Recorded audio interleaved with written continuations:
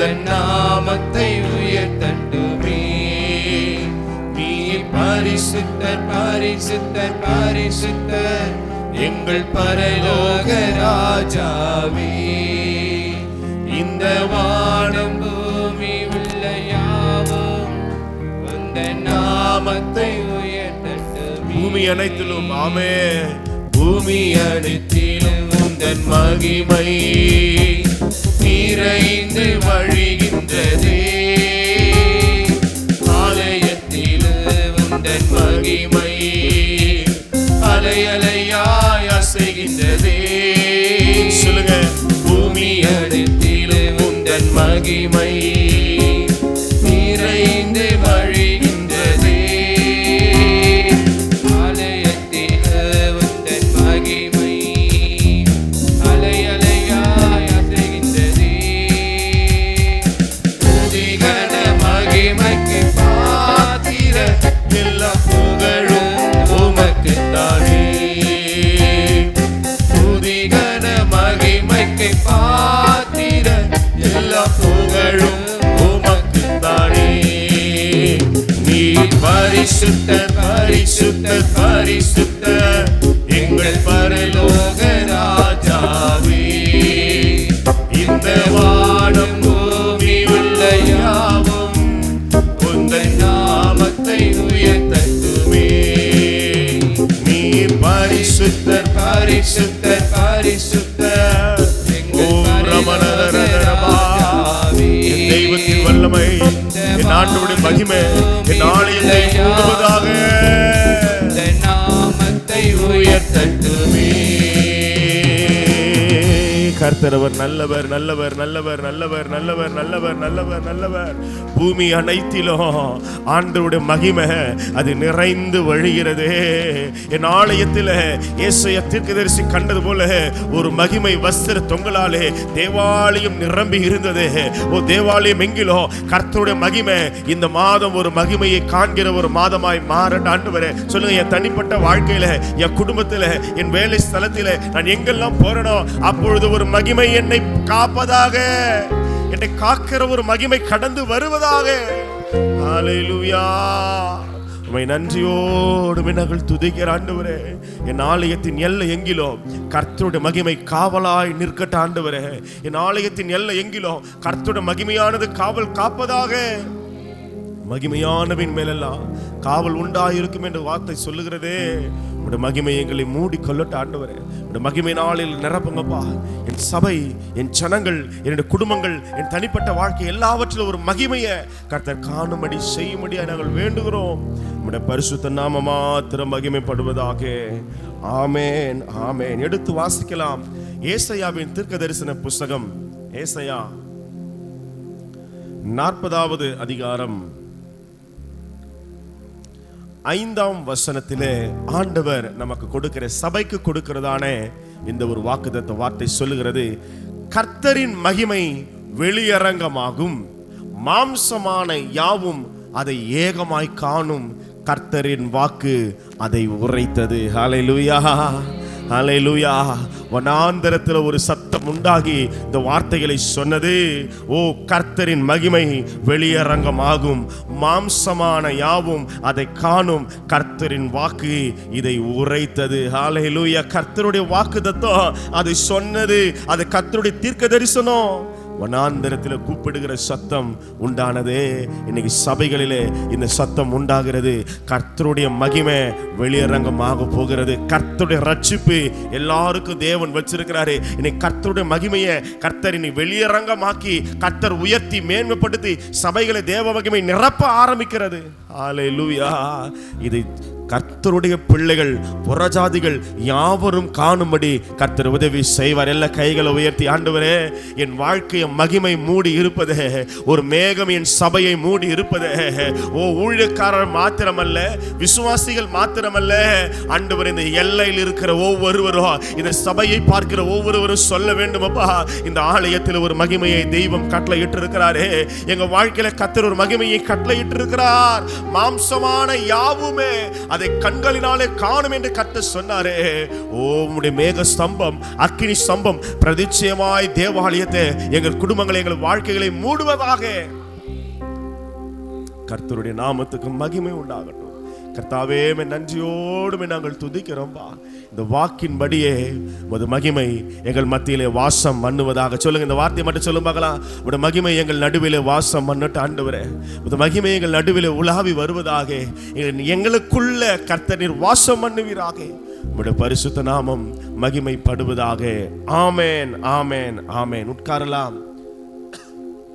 ஆண்டவராக இயேசுவின் நாமத்தினாலே இந்த 7வது மாதத்தினுடைய முதல் நாள் இந்த வாக்குத்தத்த ஆராதனை வந்திருக்கிற யாவரையும் நான் வாழ்த்தி ஆசீர்வதிக்கிறேன். சபையின் தலைமை போதகர், சபையினுடைய முப்பர்கள், ஊழியர்கள், விசுவாச மக்கள், வாழி பிள்ளைகள் யாவருக்கும் அன்பின் வாழ்த்துக்களை தெரிவித்துக் கொள்ளுகிறேன். கர்த்தர் நம்மளை ஆசீர்வதிப்பாராக. இந்த ஒரு குறுகிய நேரத்தில் சில வசனங்கள் நம்மளை வாசிக்க தெய்வம் நமக்கு கிருபை தருவார். நல்லா கவனிங்க.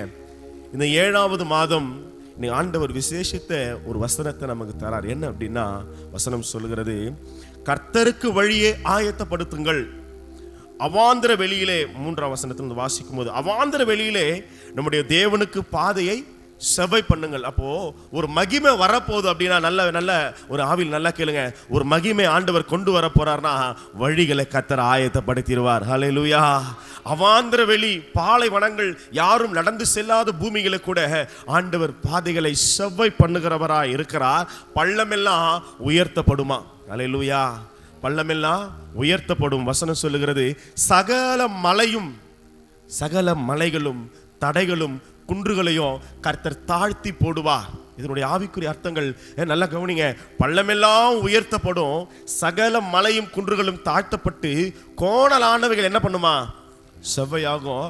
கரடு முரடானவை எல்லாத்தையும் சமமாக்கிட்டு தான் ஆண்டவர் சொல்றாரு, இயேசுவானவரை தெய்வம் பூமியிலே கொண்டு வந்தார். ஹல்லேலூயா.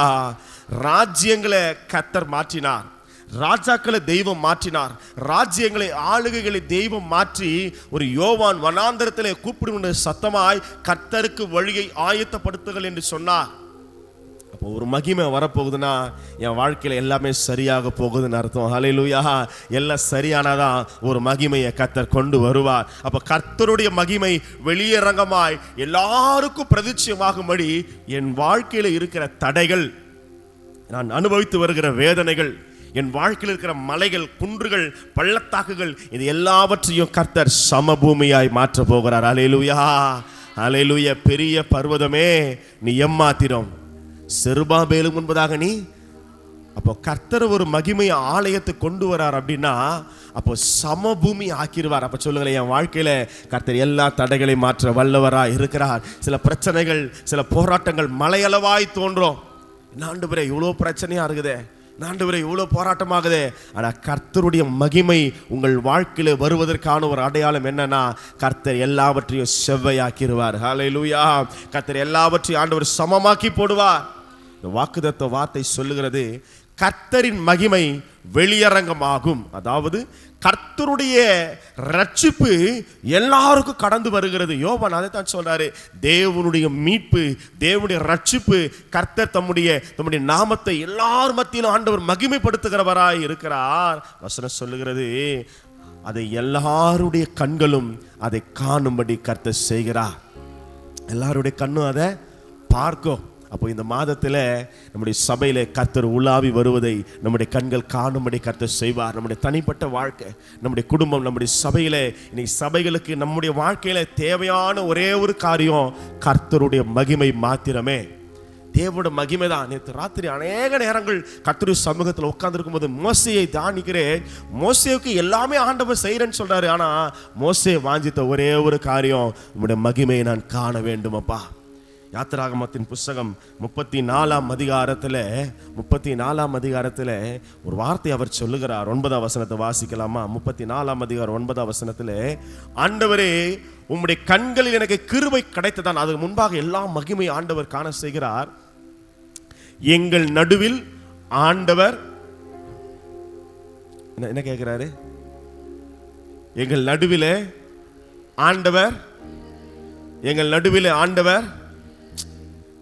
எல்லாத்தையும் நம்ம வாசிக்கிறோம். ஆனா மோசே கேட்ட ஒரு வாஞ்சை என்ன தெரியுமா? ஆண்டவரே உம்முடைய கண்களில் எனக்கு கிருபை கிடைத்ததானால் எங்கள் நடுவிலே ஆண்டவர் வாசம் பண்ணணும். எது முக்கியமா? அந்த மகிமை எங்க கூடவே வாசம் பண்ணணும். அந்த ஆண்டவர் எங்கள் மத்தியிலே எழுந்தருள வேண்டும். மோசே சீனாய் மலை உச்சியிலே பார்த்த ஷெக்கினா வல்லமை, ஏசாயா தீர்க்கதரிசி தேவாலயத்தில் கண்ட அந்த ஒரு மகிமை, அந்த மகிமை நிறைந்தவராய் இப்போ அப்படியே நம்ம மாத்தி வாசம் அப்படின்னா யோவான் எழுதின சுவிசேஷ புஸ்தகம் முதல் அதிகாரத்திலே 14-15 வசனங்களை வாசிக்கலாமா? அந்த வார்த்தை மாம்சமாகி கிருபையினாலும் சத்தியத்தினாலும் நிறைந்தவராய். இது யாரை குறித்து சொல்றாரு யோவான்? இயேசுவானவரை குறித்து சொல்றாரு. அந்த வார்த்தை மாம்சமாகி கிருபையினாலும் சத்தியத்தினாலும் நிறைந்தவராய் என்ன பண்ணாரு? மோசே என்ன கேட்டாரு? ஆண்டவர் எங்கள் மத்தியில எழுந்தருள வேண்டும். அந்த மகிமை எப்போது எங்க கூடவே இருக்கணும். அந்த மகிமை எப்பொழுது எங்களோடு கூடவே இருக்கணும். அப்ப யோவான் சொல்றாரு, இதோ இயேசுவானவர் வந்து இருக்கிறாரே, அந்த வார்த்தை மாம்சமாகி கிருபையினாலும் சத்தியத்தினாலும் நிறைந்தவராய் அவர் நமக்குள்ளே வாசம் பண்ணினார். அவருடைய மகிமையை கண்டோம். அது பிதாவுக்கு ஒரே பேரானவருடைய மகிமைக்கு ஒரு ஈக்குவலான ஏற்ற ஒரு மகிமையாகவே இருந்தது. ஹல்லேலூயா. அதனால லூக்கா 10ஆம் அதிகாரத்தில் சீஷர்களை பார்த்து ஆண்டவர் சொல்வாரு, இவைகளை காண்கிற கண்கள் பாக்கியம் உள்ளதுன்னு ஆண்டவர் சொன்னார். நீங்கள் காண்கிறவர்களை பார்க்கிற இந்த கண்கள் இருக்கு தெரியுமா? உங்க முன்னாடி மகிமையான நின்று கொண்டிருக்கிறேன், மகிமையான அற்புதங்களை செய்கிறேன், இதை பார்க்கிற உங்களுடைய கண்கள் ஆனது பாக்கியம் உள்ளது என்று சொன்னார். மகிமை மலையின் மேலே இருந்தது. மகிமை அக்கினி ஸ்தம்பமாய் மேக ஸ்தம்பமாய் இருந்தது. மகிமை தேவாலயத்தை நிரப்பின ஒரு மகிமையாய் இருந்தது. மகிமை என்னை பின்னாலே காத்த ஒரு மகிமையாய் இருந்தது. ஆனா அதே மகிமை ஆனவராய் இயேசு ஆண்டவர் இந்த பூமியிலே கடந்து வந்து அவர் நமக்குள்ளே வாசம் பண்ணினார். நம் மத்தியிலே அவர் வாழ்ந்தார். இன்றும் அவர் நம்மோடு கூட இருக்கிறார். எத்தனை பேர் விசுவாசிக்கிறீங்க? எத்தனை பேர் சொல்றீங்க இயேசு என்னோடு கூட இருக்கிறார்? அப்படின்னா மகிமை உன்னோடு கூட இருக்கிறது. கர்த்தர் உன்னை மகிமைப்படுத்த ஆரம்பிப்பார். கர்த்தர் உன்னை மகிமைப்படுத்த ஆரம்பிப்பார். கர்த்தர் முதல் வசனத்தை சொல்றார், என் ஜனத்தை ஆற்றுங்கள், தேற்றுங்கள், எருசலேமுடன் பட்சமாய் பேசி அதனுடைய போர் முடிந்தது என்று சொல்லி. அப்ப நம்ம போராட்டி கொண்டிருக்கிற அந்த பாபிலோனிய சிறை இருப்பு, சில போராட்டங்கள், சில உபத்திரவங்கள், பாடுகளை கர்த்தர் முடிவுக்கு கொண்டு வரும்படியாய் தேவ மகிமையை உன் வாழ்க்கையில கர்த்தர் அருளி செய்கிறார். ஹல்லேலூயா, ஹல்லேலூயா. இந்த மாசத்துல ஒரு மகிமை ஒரு குடும்பங்களை மூட ஆரம்பிக்க போகிறது. நீங்கள் போராடி கொண்டிருக்கிற சில யுத்தங்களை, ஆவிக்குரிய யுத்தங்களை, தெய்வம் யுத்தங்களை நிறுத்த போகிறார். ரதங்களை அக்கினி சுட்டெரிக்க போகிறார். ஈட்டிகளை ஒடிக்க போகிறார். வில்லுகளை ஆண்டவர் ஒடித்து போட போகிறார். ஹல்லேலூயா. ஆண்டவர் ஒரு ஆறுதலை கொண்டு வருகிறார். மகிமையை ஆண்டவர் கொண்டு வருகிறார். இஸ்ரவேல் ஜனங்கள் உடன்படிக்கை பெட்டியை சுமக்கும் போது ஜனங்கள் சொல்லுவாங்க, ஆண்டவரே உம்முடைய வல்லமை விளங்கும் பெட்டியுடனே எழுந்தருளும், உம்முடைய சத்துருக்கள் சிதறி ஓடி போவார்களாக. ஆண்டோட மகிமை போகும்போது சத்துருக்களா சிதறி ஓடி போயிடுவாங்க. அந்த வனாந்திரத்துல தான் கொள்ளிவை சர்ப்பங்கள் இருந்தது, அந்த வனாந்திர துஷ்ட மிருகங்கள் இருந்தது. ஆனா ஒரு நாளும் ஒன்றும் அவர்களை சேதப்படுத்தவே இல்லை. ஏன்னா மகிமை அவர்களை காத்தது. இந்த மாசத்துல ஒரு துஷ்ட வல்லமையும் ஒருவனும் உனக்கு விரோதமாக எழும்பாதபடி, உனக்கு கர்த்தர் ஒருவனும் உனக்கு விரோதமாய் நாவை அசைக்காதபடி கர்த்தரோட மகிமை உன்னை காப்பதாக. ஹல்லேலூயா. உன்னோடு போராடினவர்களை நீ தேடியும் நீ காணாதிருப்பாய். ஆண்டவர் தான் கொள்ளுவை சர்பத்தை அனுப்புறார். அது வரைக்கும் எல்லாமே ஆங்காங்கே இருந்ததுதான். ஆனா கர்த்தருடைய மகிமைக்கு பயந்து அவரவர்கள் ஓடி ஒளிந்து கொண்டார்கள். ஒரு நாளும் சத்துரு தொடவே இல்லை. ராட்சத புத்திரர்கள் அவர்கள் ஜெயித்தார்கள். ஐயா, இன்னைக்கு சில யுத்தங்களிலே ஜெயங்களை தர தேவன் வல்லவராக இருக்கிறார். ஹல்லேலூயா, ஹல்லேலூயா, ஹல்லேலூயா. வசனம் சொல்லுகிறது இன்னைக்கு சிறையிருப்புகளை கர்த்தருடைய மகிமை மாற்றி தருகிறது. அதை எல்லாருடைய கண்களும் காணோம். நீங்க போராடி கொண்டிருக்கிற சில குறைவுகள், போராடி கொண்டிருக்கிற சில தனிப்பட்ட வாழ்வு, போராடி கொண்டிருக்கிற சில குடும்ப சூழ்நிலை, வேலை ஸ்தலங்கள் இருக்கிற சூழ்நிலைகள், கடன் பிரச்சனைகள், போராட்டங்கள், சத்துருவனுடைய ஒடுக்குதல்கள், இவைகள் எல்லாவற்றிலும் தேவனுடைய மகிமை இறங்கி வரும்போது கர்த்தர் குறைவுகளை நிறைவாக்க வல்லவராக இருக்கிறார். விடுதலையை தேவன் கொண்டு வருவார். கர்த்தர் ஒரு விடுதலையை கொண்டு வருவார். எல்லா வழிகளும் அது செவ்வையாக்கப்படும். ஹல்லேலூயா, ஹல்லேலூயா, ஹல்லேலூயா. ஏசாயா 46 அதிகாரத்தில் 13 வசனம் சொல்லுகிறது. ஏசாயா 46:13 ஒரு வசனம் அழகாய் சொல்லுகிறது, என் நீதியை நான் சமீபிக்க பண்ணுவேன், அது தூரமாய் இருப்பதில்லை, என் ரட்சிப்பு தாமதிப்பதில்லை. நான் சீயோனில் ரட்சிப்பையும் இஸ்ரவேலுக்கு என் மகிமையும் நான் கட்டளையிடுவேன். இன்னைக்கு ஆண்டவர் சீயோனுக்கு ரட்சிப்பையும் நம்முடைய பிள்ளைகளுக்கு ஆண்டவர் மகிமையும் கட்டளையிட வல்லவராக இருக்கிறார். இன்னைக்கு நமக்காக ஒரு மகிமையை தேவன் வச்சிருக்கிறாரே, அந்த பரிசுத்த ஆவியோட அபிஷேகம், அந்த மகிமை நம்மளை ஒவ்வொரு நாளும் இந்த மாதம் முழுவதும் நம்மை வழிநடத்த அது வல்லதா இருக்கும். ஹல்லேலூயா, ஹல்லேலூயா. நமக்கு ஒரே ஒரு தேவதா, அது தேவனுடைய மகிமை. சில நேரத்தில் வாழ்க்கையில் பயங்கரமான வேதனைகள் இருக்கும், வாழ்க்கையில் அநேக சூழ்நிலையில் இருக்கும். ஆனால் ஆண்டவருடைய ஒரு வசனம் அழகாய் சொல்லுகிறது. ஏசாயாவின் புஸ்தகம் 9 அதிகாரம் 1 வசனம், 2 வசனங்களை வாசிக்கும் போது, ஏசாயா 9 அதிகாரம் 1 வசனங்களை வாசிக்கும் போது, ஆகிலும் அவர் செபுலோன் நாட்டையும், எந்த நாட்டையும்? செபுலோன் நாட்டையும் நப்தலி நாட்டையும் இடுக்கமாய் ஈனப்படுத்தின முந்தின காலத்தில் இருந்தது போல அது இருண்டு இருப்பது இல்லை. எத்தனை பேர் இந்த வசனத்தை தியானிக்கிறீங்க? முன்னாடி நம்முடைய வாழ்க்கை எப்படி இருந்ததா? இருண்டு போய் இருந்தது. முன்னாடி எப்படி இருந்தது? ஈனமாய் இருந்தது. ஈனது அவமானத்தில் இருந்தது, துன்பத்தில் இருந்தது. வாழ்க்கையில ஒரு ஸ்டெப்பு ஏறினா 10 அடி கீழே இறங்குற மாதிரி இருக்கும். 10 ரூபாய் சம்பாதிச்சா அது எங்க போகுதுன்னு தெரியலன்றது மாதிரி இருக்கும். கர்த்தர் ஈனப்படுத்துற மாதிரி இருக்கும். வாழ்க்கையில் அவமானப்பட்ட மாதிரி இருக்கும். எல்லாரும் எதிர்ப்பு மாதிரி தெரியும். ஆண்டவர் சொல்றாரு, இனி அது ஈனப்படாது. அல்லேலூயா. அப்போ ஆண்டவர் சமூகத்தை சொல்லுங்களேன், இனி நான் வெட்கப்படுவது இல்லை, என் வாழ்க்கை இருண்டு இருப்பது இல்லை. ஏனென்றால் அவர் கடற்கரை அருகிலும், எங்கயா? கடற்கரை அருகிலும் யோர்தான் நதியோரத்திலும் உள்ள புறஜாதியருடைய கலிலேயாவாகிய தேசத்தை பிற்காலத்திலே மகிமைப்படுத்துவார். எப்போ மகிமை வந்துச்சுன்னா, இயேசுவானவர் யோர்தானிலே இறங்குகிறார். இயேசுவானவர் கலிலேயாவிலே ஊழியங்களை செய்ய ஆரம்பிக்கிறார். கர்த்தர் எத்தனை மகிமைப்பட்டார்! இது கர்த்தருடைய மகிமை. உண்மையாகவே ஒரு தேவனுடைய குமாரன் என்று சொன்னார்கள். அந்த ஈனமும் அந்த இருளும் எப்போதான் மாறிச்சு? எப்பொழுது இயேசுவானவர் கால் எடுத்து வச்சாரோ, என் வாழ்க்கையில நான் ஆண்டவர் எப்பொழுது தெய்வமாக ஏற்றுக்கொண்டேனோ, அப்போது என்னுடைய இருள் எல்லாவற்றையும் கர்த்தர் வெளிச்சமாய் மாற்றுகிறார். அல்லேலூயா. இனி நான் ஈனப்படுவதில்லை. கர்த்தரை தெய்வமாக கொண்ட தேவ பிள்ளையே, நீ வெட்கப்பட்டு போவதில்லை. ஆண்டவர் வரும்போதே அந்த அவமானங்கள் மாறிவிடும். ஆண்டவர் வரும்போதே இருள் எல்லாம் மாறி போயிடும். அதற்கு மாறாக தெய்வம் காலடி எடுத்து வைக்கிறார். தேவன் உங்கள் மத்தியிலே வாசம் பண்ணும்போது மகிமையை கர்த்தர் கொண்டு வருவார்.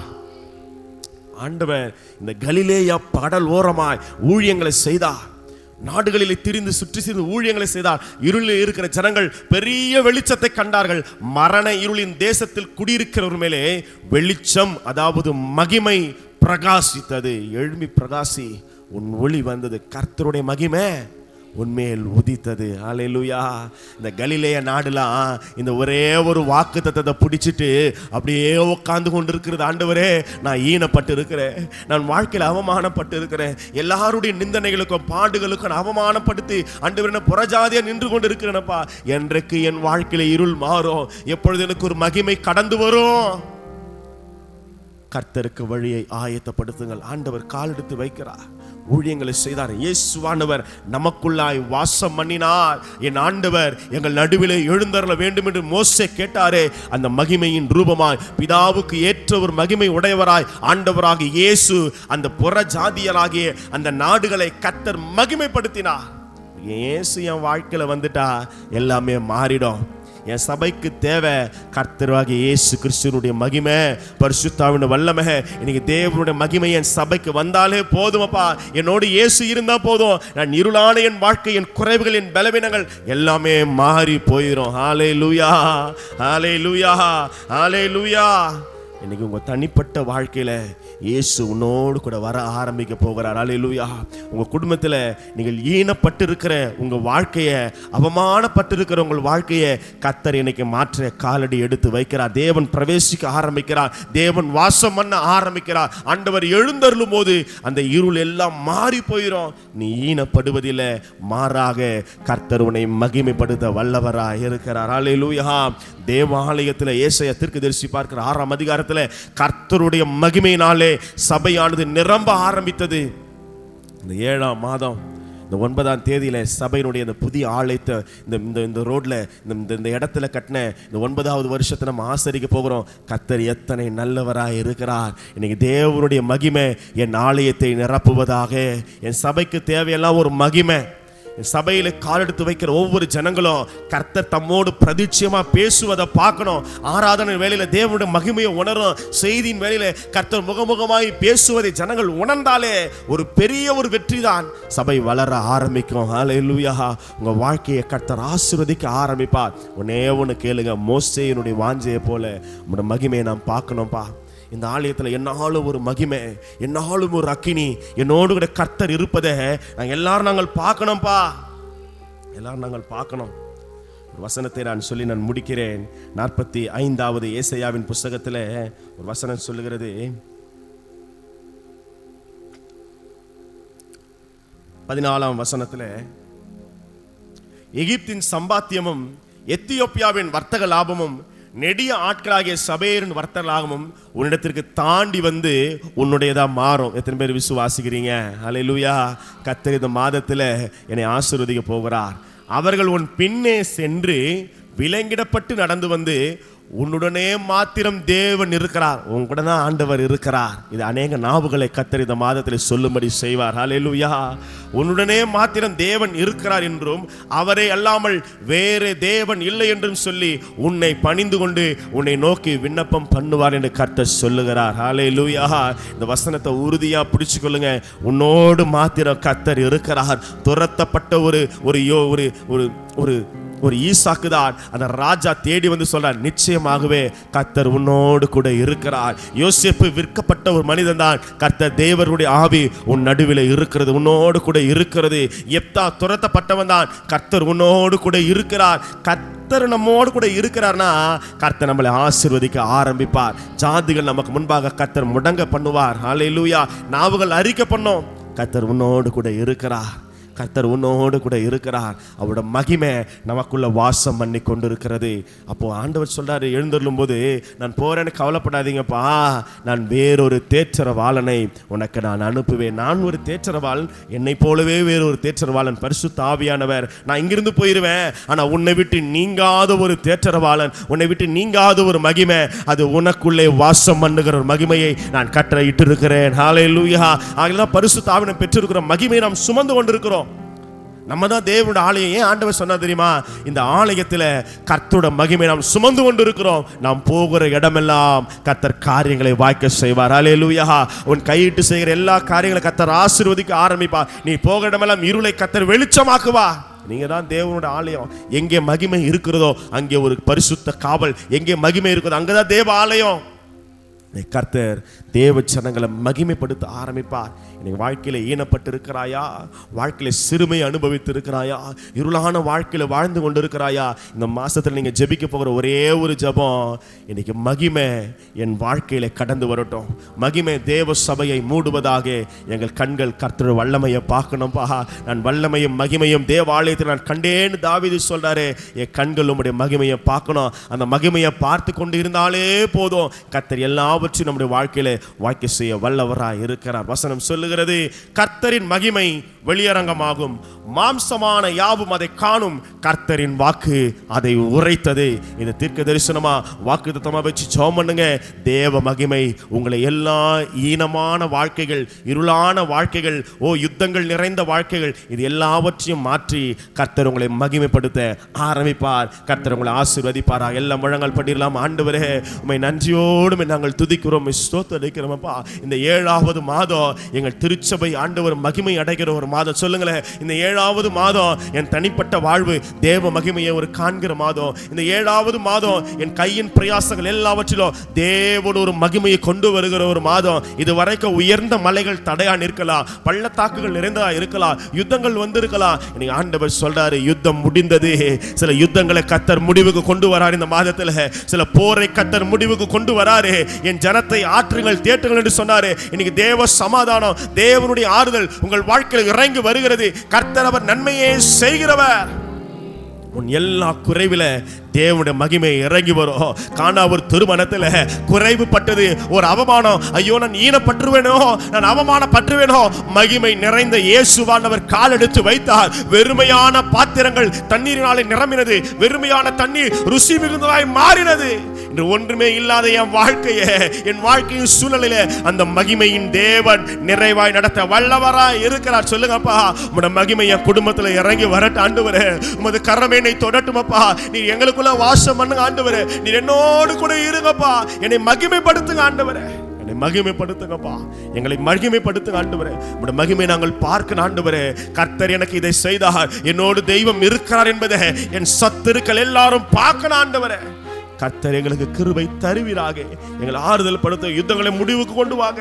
எல்லாவற்றையும் சமமாக்கி போடுங்க. எல்லா வழிகள் ஆண்டவர் ஆயத்தமாக்கப்படுவதாக. சிறையிருப்புகள் மாறட்டும். எல்லாருடைய கண்களும் ஆண்டவரே, என் தெய்வம் என் மத்தியில் வாசம் பண்ணுவதை, எழுந்தருள் இருப்பதை எங்கள் கண்கள் காணட்டும் ஆண்டவரே.